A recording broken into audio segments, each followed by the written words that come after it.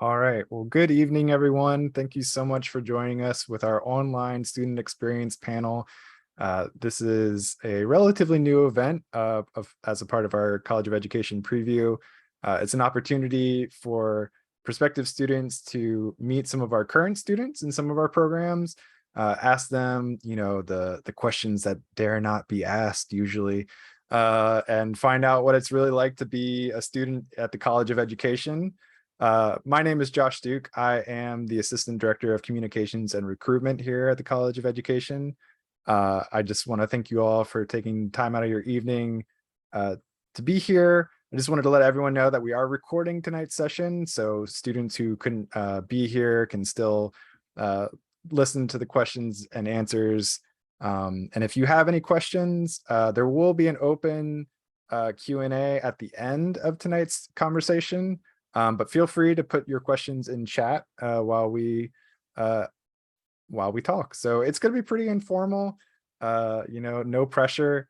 But I have the wonderful privilege now to introduce our awesome students with us this evening. I am going to kick it over to Aaron first. So Aaron, why don't you introduce yourself? Awesome. Well, good evening, everybody. It is good to be here with you guys, as well as Michael, I see you. What's up, brother? Hey. Good evening, everyone. My name is Aaron Tillman. I'm a third year school counseling master's student.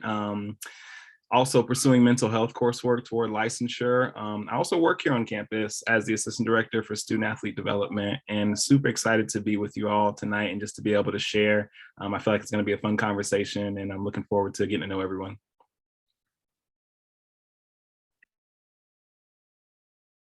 Should I popcorn it? I'm sorry. Oh yeah, it's okay. Let me popcorn it to break. I'm going to popcorn it to my man, Darryl.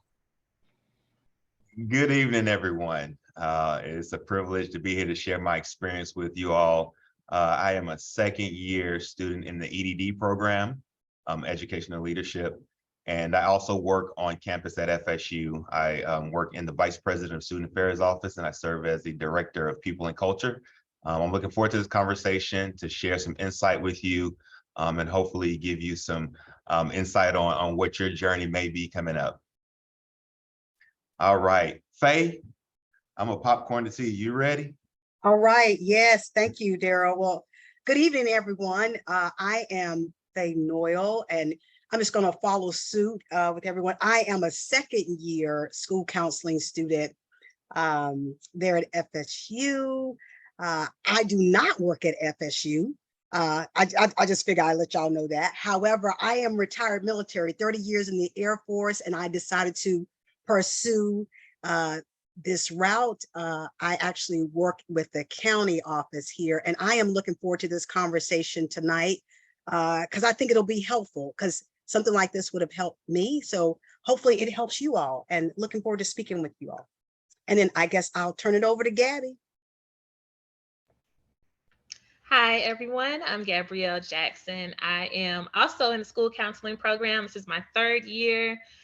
My background is as an English teacher. I've been an English teacher since 2011 and switched over to school counseling. So I'm excited to share in this conversation and to hear from you all this evening.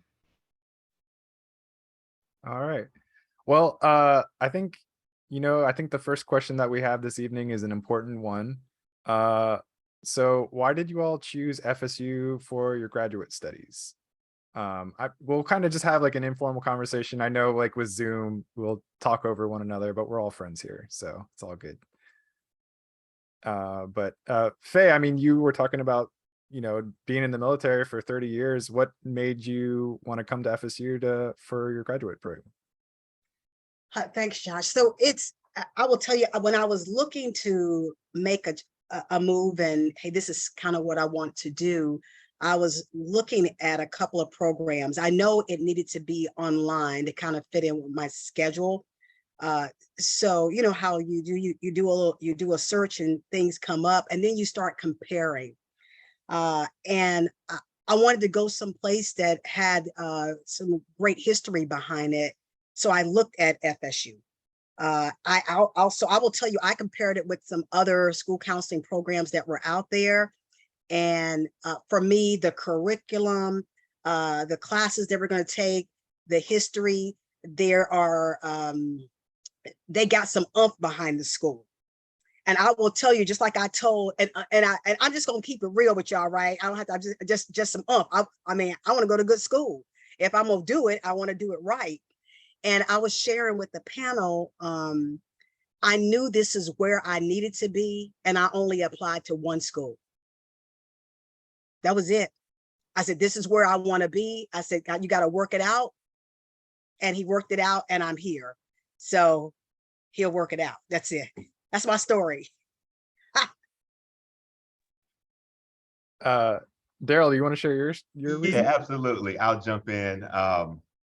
For me, being on campus and working at FSU for the past 12 years, I had always wanted to pursue my doctorate degree. And for whatever reason, I just never stepped up to the plate to do it.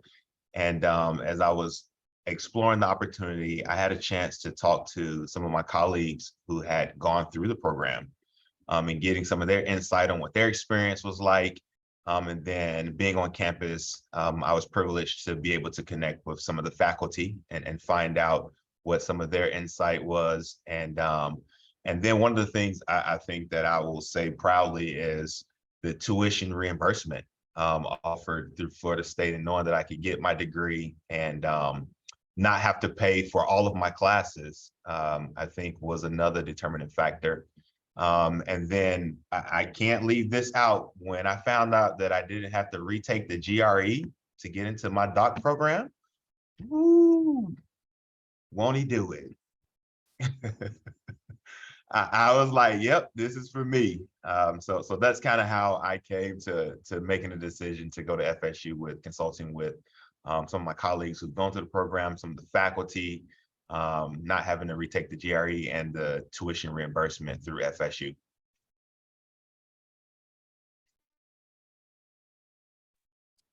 Aaron or Gabby, do either of you want to hop in?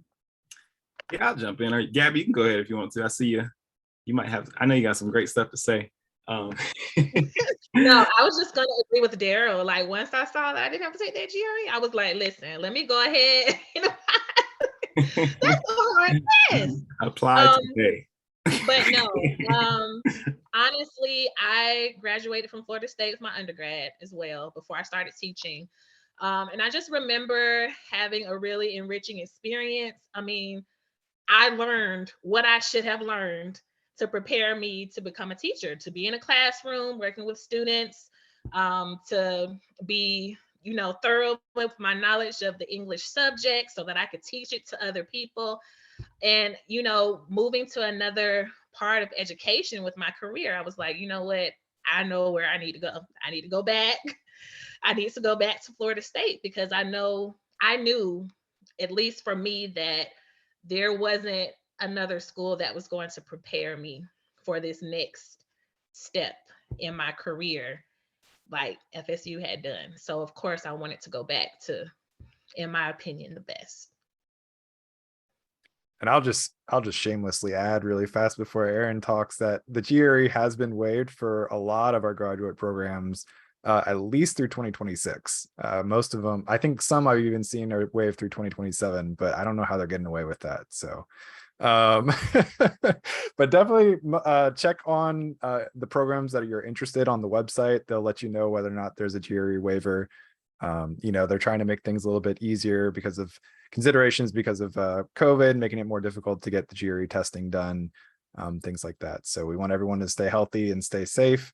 But that's me being shameless plug. I'm gonna let Aaron talk now. Can attest to that. GRE waiver, yes, definitely was helpful in my application as well too.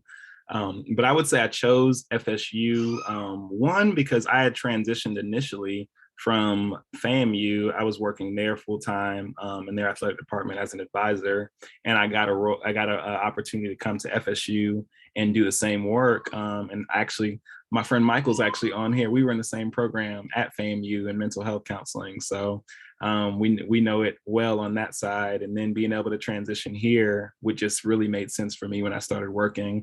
And I also got a chance to know some of the faculty and staff as well too. I think being able to see such a diverse group of staff within a counseling program, as well as those that had a wealth of knowledge that could really help to continue to grow me in this profession and in my skill set, there wasn't another choice for me. So I was definitely prone toward applying to FSU. That was probably my first choice, if anything.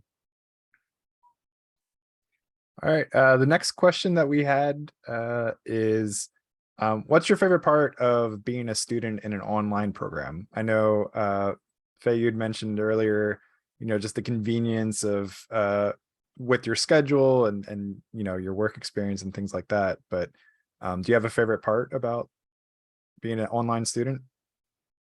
Well, Josh, I mean, you kind of capture it. I mean, you get to get the learning, sort of what Gabby was talking about, because it is comprehensive.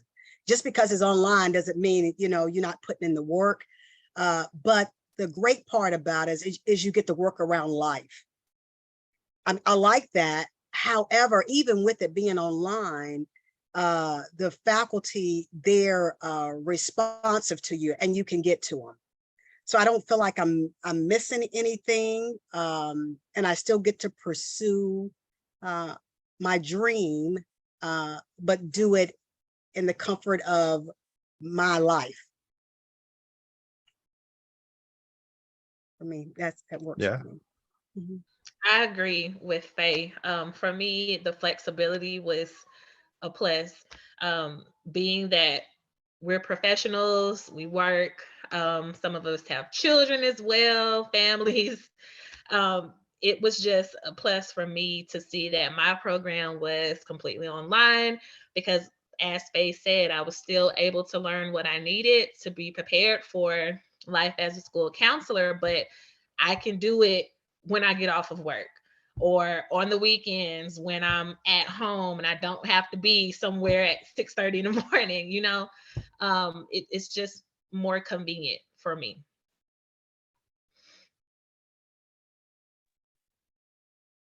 Aaron or Darryl, anything you want to add? It's kind of, online learning environment is really convenient. Obviously, some of the programs are asynchronous, meaning you can kind of like take classes, do the readings, engage with fellow students on your own time. And then some professors also mix in like synchronous teaching at the same time, where there will be like classes that you can tune into, and some do a mix. So, there's the wide variety there. But speaking about faculty members and just the way that the courses are structured in general, how do you all feel about the way that the faculty have supported you so far in your program, especially being in an online program?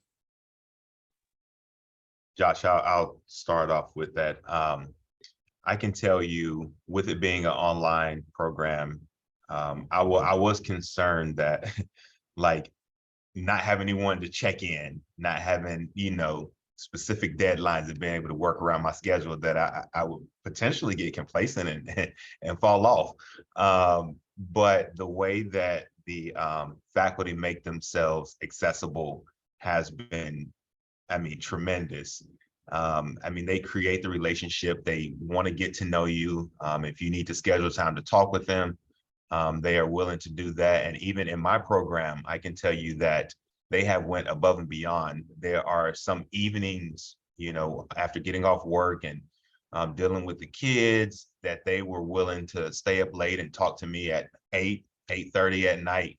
So they are very accessible.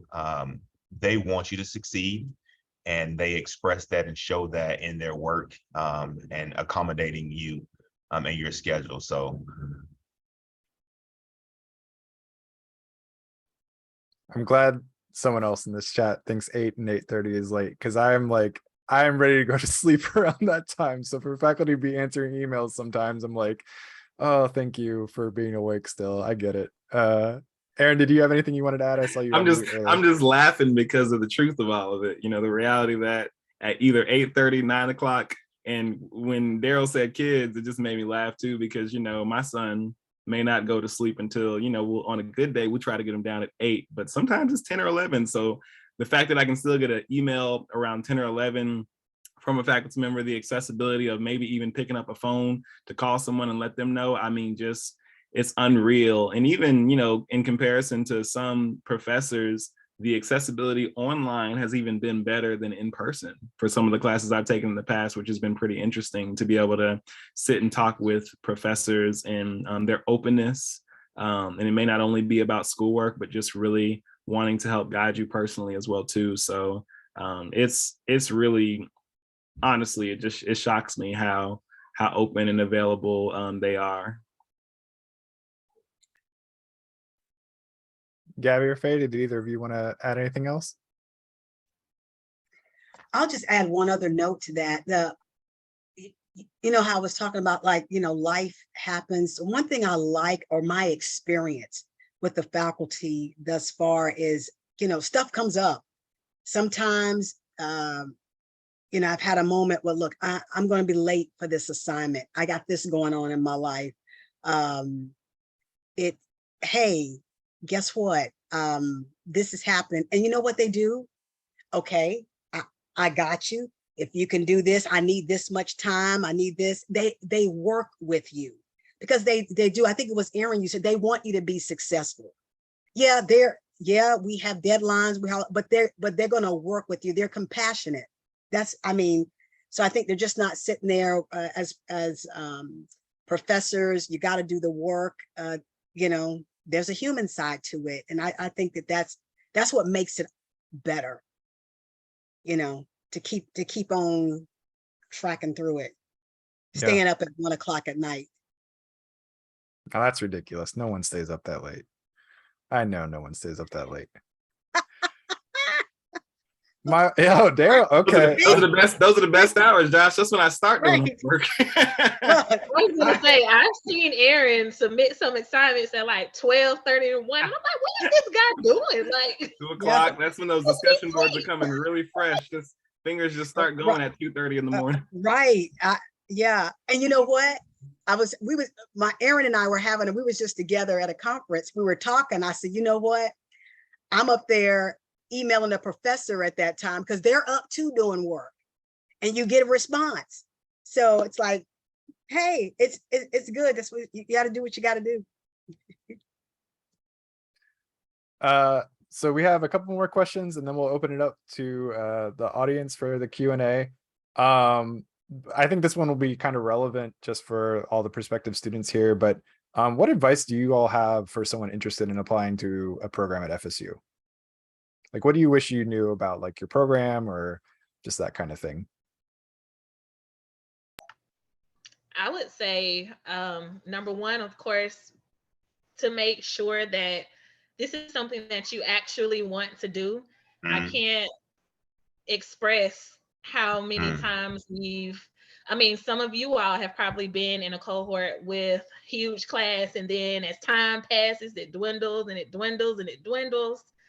So I would say, of course, number one, just be sure that you're getting into a program that's going to help guide you towards something that you really want to do, something that you're passionate about. And specifically referencing online learning, just because it's online does not mean that you're not going to have to put in work. We have to put in work. But again, it's because your professors want you to be successful. And of course, you need to learn all that there is to learn about your subject so that you're prepared. So I would also say, just expect to have to meet standards. You have to meet expectations. It's not more lax just because it's online. Of course, you know, I think that depends on your professors, the flexibility, but you're still going to have to work. So dedication, hard work, determination, all of that should be considered. I'll jump in. I think that one of the things that we're talking about is, with it being an online class or online classes, and it kind of creates that sense of consistency of format. But I think that one of the things, if I could share anything, is being open and flexible to adapting. As we were talking about the professors, and one of the words that I like to say, Faye, when I'm talking about them is grace.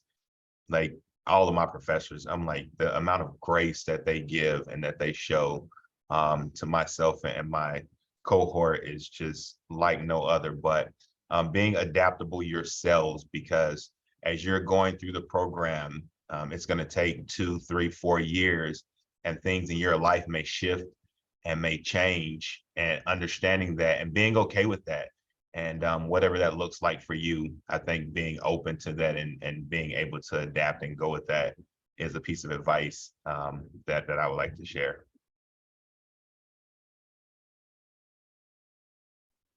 It's really good advice. Aaron, you have it in, Aaron? You got it, Faye. I'll go after you. No, Josh, can I just add one? Yeah. So I'll take both of those with Gabby and Darryl. And depending on, where a person is in life, I mean, I had it, and I think that's what helps me is support.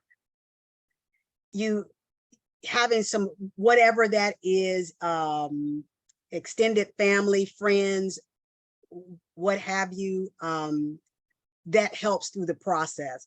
Because as Gabby, as you talk about, it's work. And Darryl, you talked about life shifting.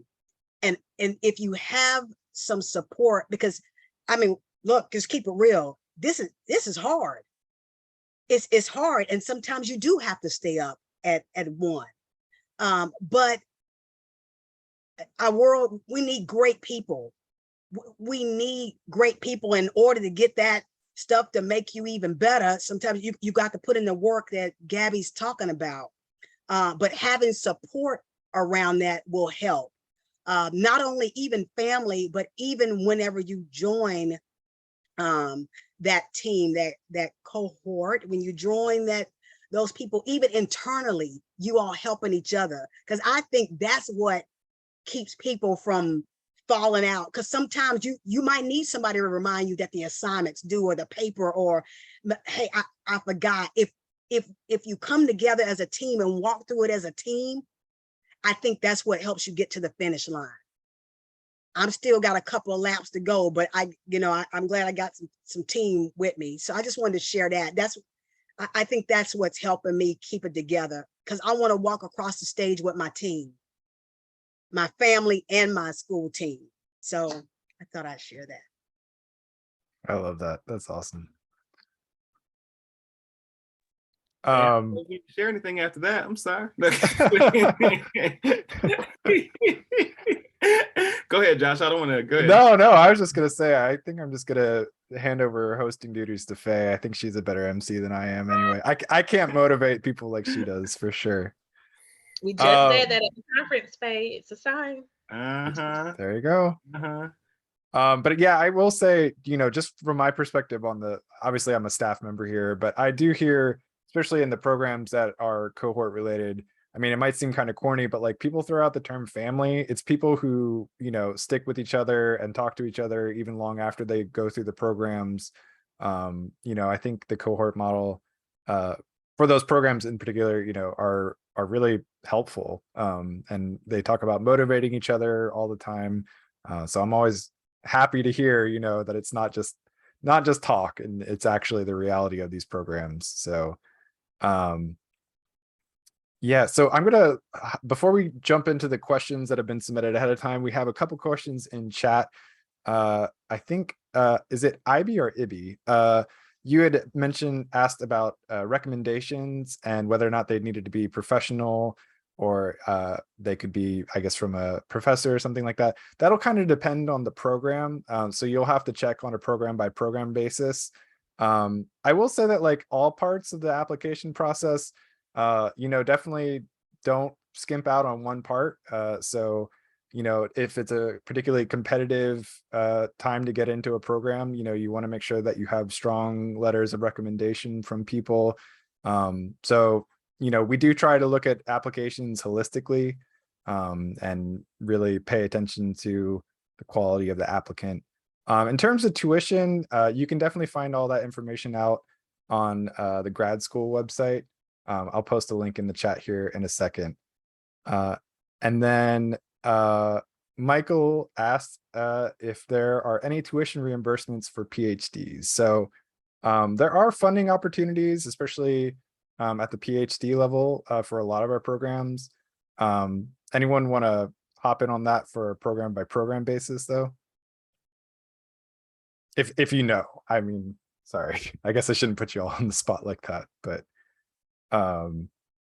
it really will depend on the program that you're in. And so, a lot of the faculty members, like we keep talking about, a lot of them are really easy to talk to. They recognize that, we're all people, and obviously funding is a major consideration when it comes to getting an advanced degree.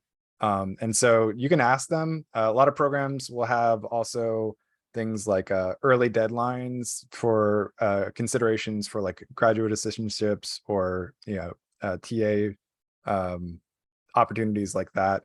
And like we like to brag all the time, the FSU College of Education gives out more scholarships than any other public college of education in the state of Florida. So there are a lot of scholarship opportunities available.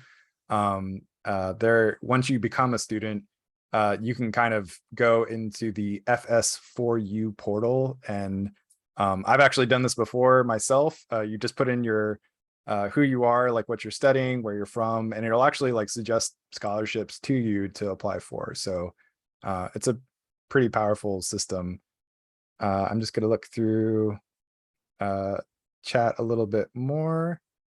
Okay, so we had a couple questions submitted ahead of time by students who couldn't be here.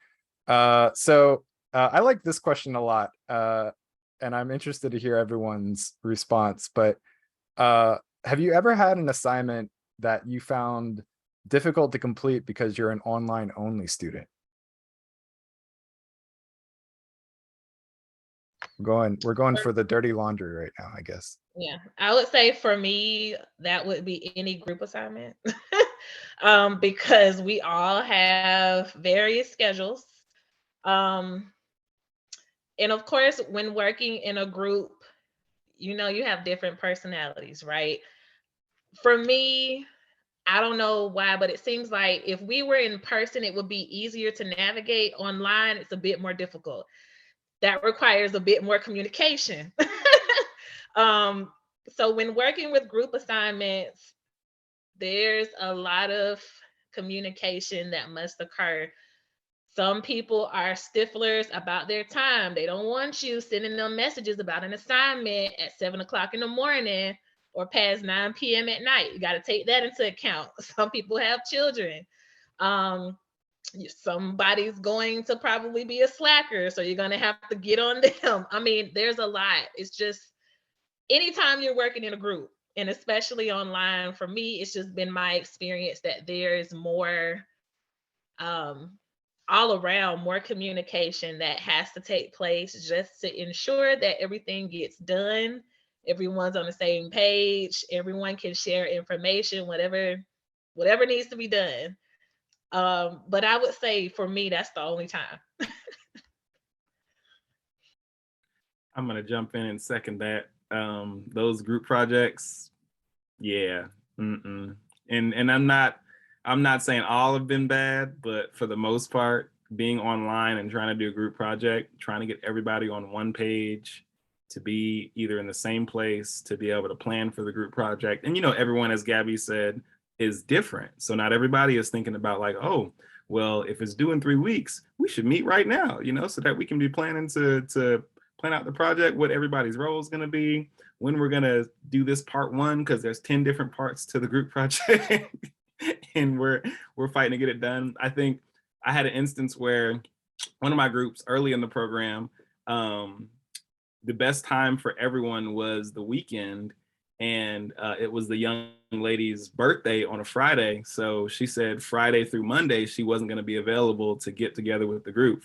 So that was the best time for everybody, but of course she was the only one who couldn't be there. So we recorded. I think she recorded her part separately and we winded up like adding her part afterward, but just stuff like that, that life happens, as we talked about earlier. You just work it out. So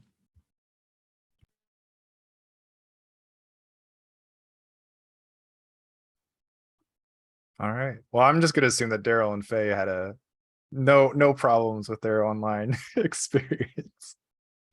Go ahead, Darryl. You. Yeah, those group assignments. Yeah, I'm with y'all all the way on that. Oof. Yeah. So outside of the group assignments, though, as we mentioned earlier, like the professors, like they're willing to work with you. If you communicate with them, you have to make sure that you give them a heads up of when there may be delays or where you may need additional time. I've ran into that myself a couple of times. And they worked with me and they gave me time, and they also presented options for me to make sure that it didn't impact me in a way that would be detrimental to me being in the program. So when we were talking about, the faculty earlier, like they will work with you as long as you communicate with them. I think like Gabby said, the communication piece on the student side, when you're doing the projects, is just important with the faculty. If you have something going on or if you need extended time for it, reach out to them in advance as soon as you find out and let them know, and they'll work with you on getting that done. Oh, okay. So I go ditto on the group assignments. I mean, it's, anytime you bring a group of people together from different places and with one common goal, and hey, I like to get my stuff, like Aaron, I like to get my stuff done early. I like to get my stuff done late. And I like to get mine done just in time. I think part of that is, it is somebody mentioned resilient. See, it is making you a better team player. I think there's even some learning in that. Like my brother used to say, cook googly moogly. Boy, you getting some learning. That's all in that. But I want to mention one other area that I find, I don't know if it's difficult, but I think sometimes it would be helpful. You know how we have a discussion and people are posting and and sometimes in some of your classes, you deal with some sensitive stuff, right? Now, we all know that there's the we got to use the proper etiquette on, don't be mean, don't be nice, but, people have become very clever in putting words down and not being seen. I'm just Josh, I'm just keeping it real. You want me to keep it real, right? So It's the whole point of the have panel. to have just know going in. I mean, you all, this isn't new for you all, but it's interesting. I have found myself that I said, man, I wish you was face to face. I wonder how you would say that if you were face to face. Because when you're typing it, are we really being real, or what are you really trying to say? So I find myself doing a lot of in between the line reading and hoping that the result, whether it's me or that person, that, oh, this is just some great dialogue between us and we're all going to come out as great people. That's what I'm hoping. But so that's the only part I think that the online environment allows you to communicate and either be real or not real, and just sometimes you get your assignments done. I just throw that out there, Josh. It's just, it is what it is. Y'all know what I'm saying, right? So that's it. But it's great. I think even in that you get to learn. I guess I'm learning how to read between the lines. I'm like, so that's it. I just thought I'd add that. Yeah, absolutely. Look, Michael's like, what you saying, Faye? I know. You know what I'm saying.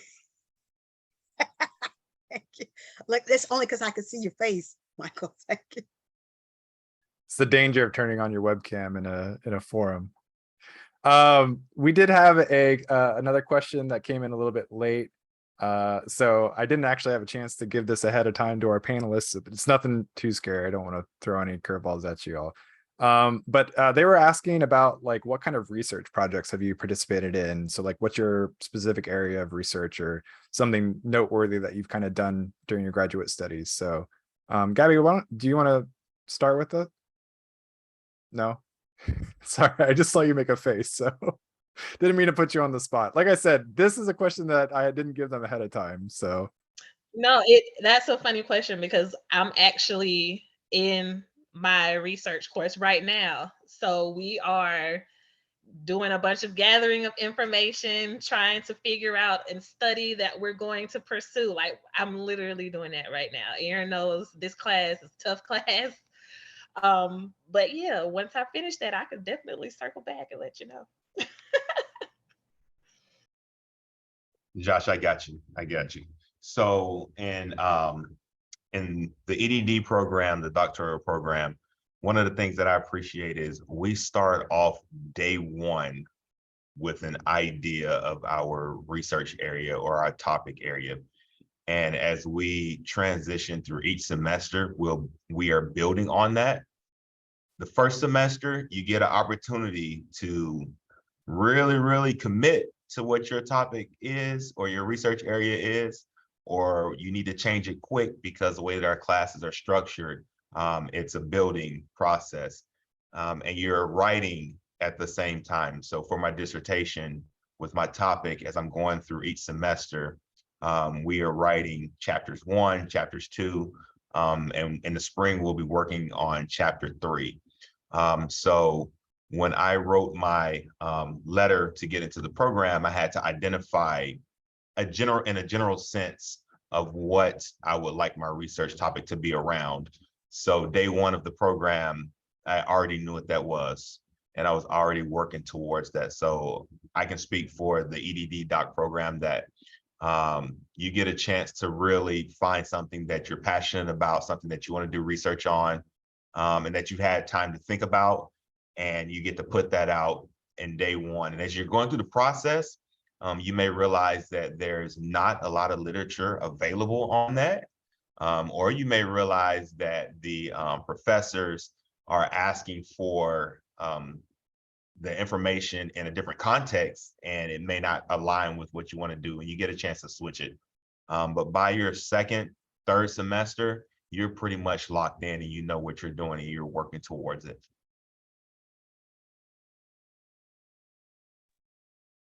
Yeah, I think Darryl, you made a really good point, because seeing it at that level is the reality of just how rigorous and how defined your idea has to be. I think, as Gabby was saying, when I took the research course, the reality of feasibility was the biggest thing. Is your project even feasible? You have this great idea, but is it something that is actually attainable? When it comes to assessment, when it comes to implementation, when it comes to thinking about all the research words that you get into and all of it, it's definitely challenging. I would say though, I'm thankful that being on campus, I've been able to do a little bit of research. I'm working on a research project right now that we've actually applied for a grant, actually with some of the sport management faculty on campus, where we're planning to implement multicultural competency training within the athletic department for our student athletes and have it be kind of a month-long process. So we've written that, and hopefully we can receive that grant to start implementing that research. But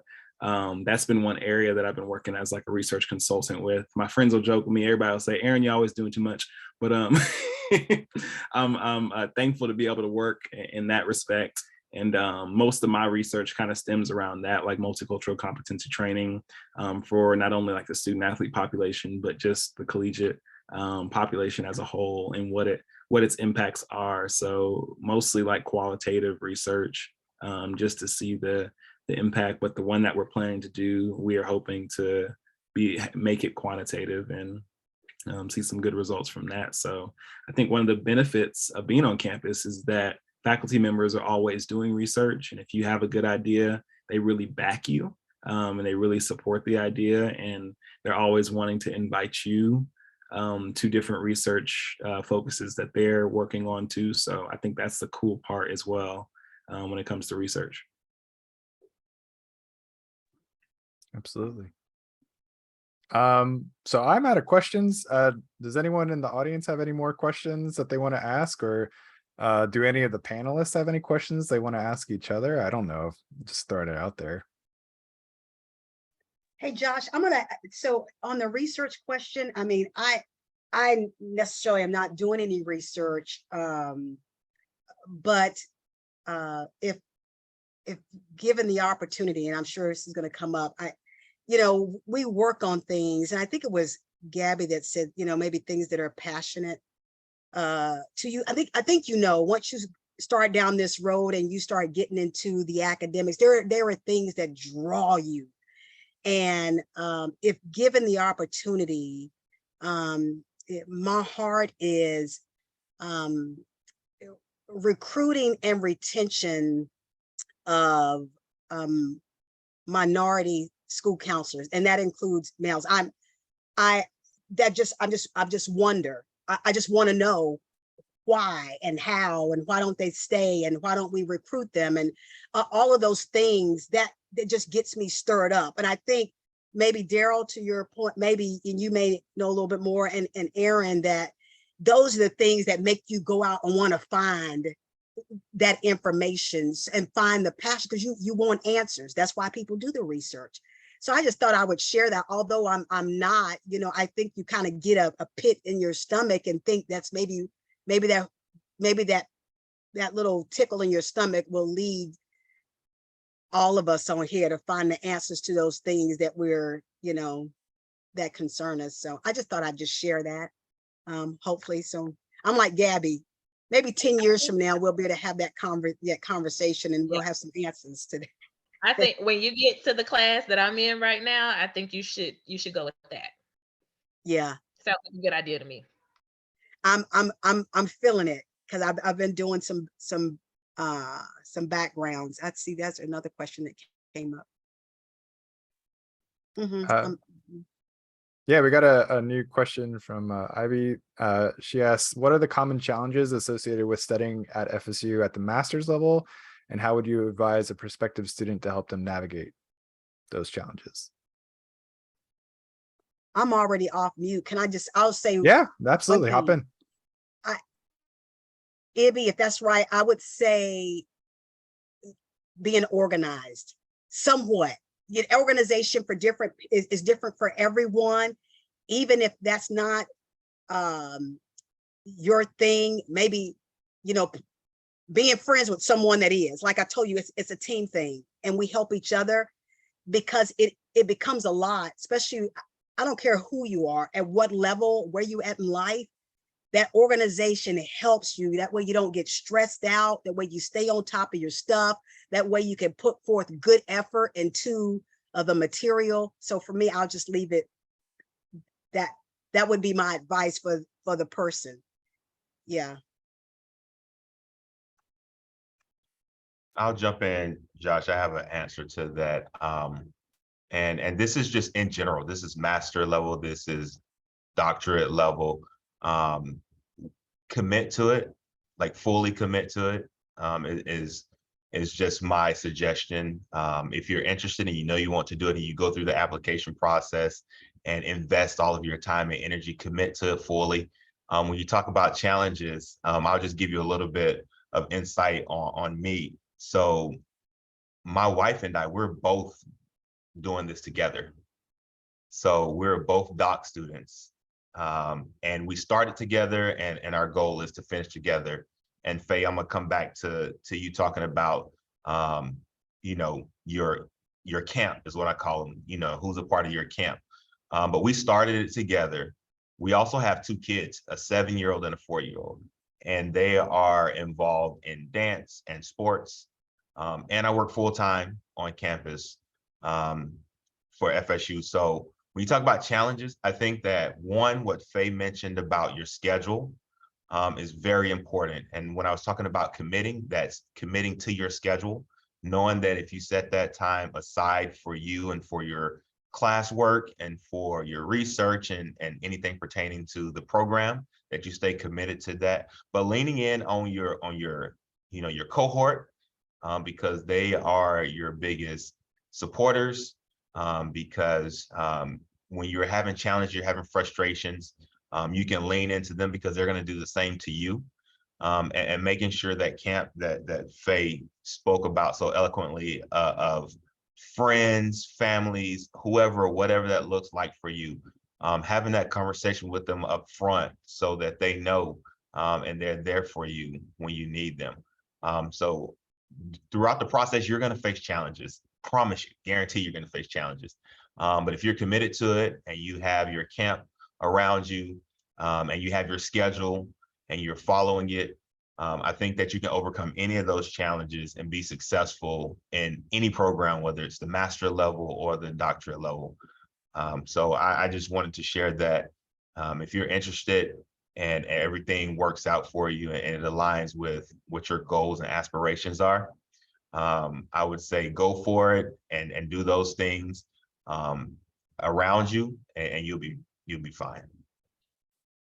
I want to add on to what you just said too, Darryl, just the emphasis on camp that you said, your camp and your community, that can't be emphasized enough. Like the reality of having those, whether it be your partner, whether it be your friends, whether it be peers, whatever it may be, who's encouraging you to get through and continue with the program and stay consistent, you need that camp. It will be very hard to be successful without it.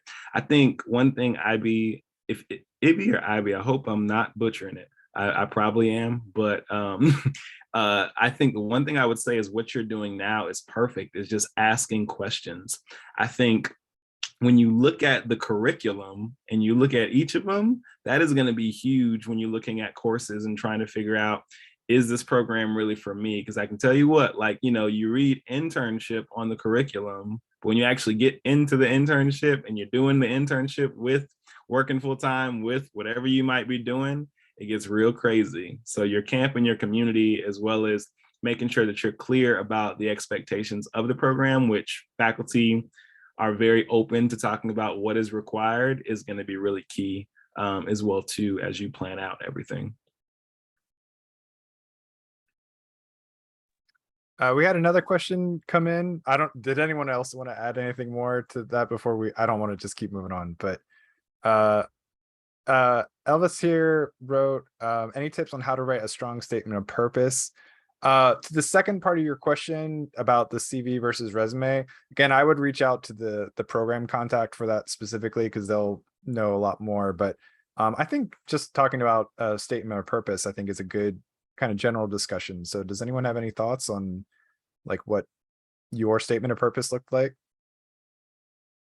Yeah, absolutely. I would say, and Josh, you talked about it a little earlier in the conversation about a holistic perspective.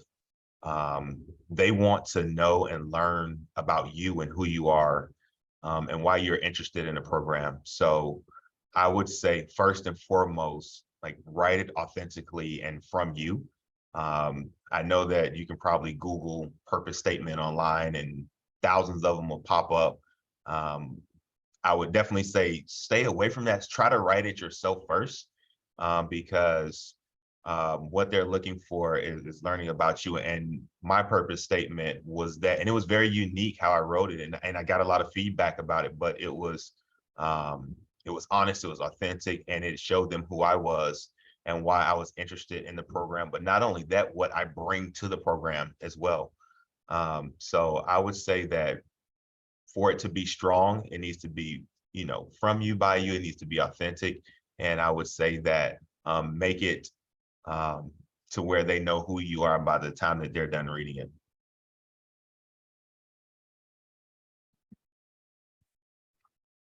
That's a really good answer. I don't know if anyone wanted to add anything else that felt really good to me, but yeah.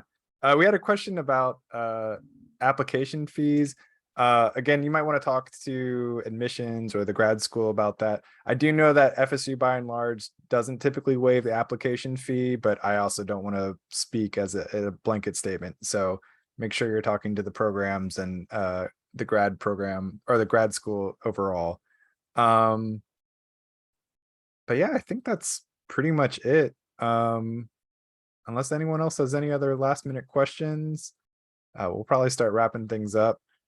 I just want to add something that Faye had mentioned earlier about, finding that reason and that drive about why you're in grad school.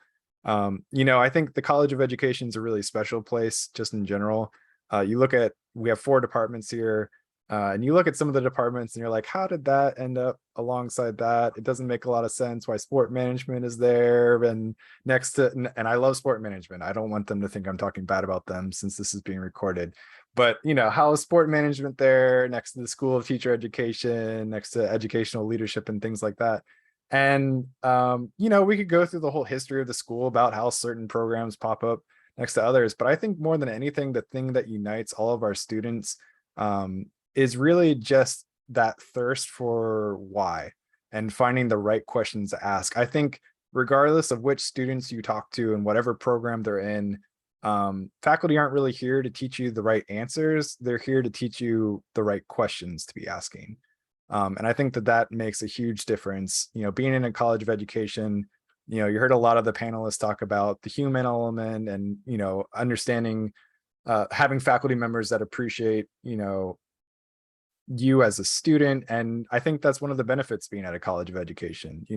A lot of the faculty here are former educators in some respect, or they understand the value of education, and they really want our students to succeed. So if you haven't submitted any more questions, or and if you haven't submitted your application to any of those programs, feel free to reach out. I'm sure any of our panelists would be happy to talk to you. Our program contacts on our website will also be happy to talk to you. You can always reach out to me and I'll help you connect you with the right people. I'll put my email in chat right now. But thank you all so much for coming out and being a part of tonight's talk. I want to say a special thanks to the panelists. You all have been wonderful. Yeah, I think we'll wrap things up otherwise. So I hope you all have a great night and we look forward to hearing more from you soon.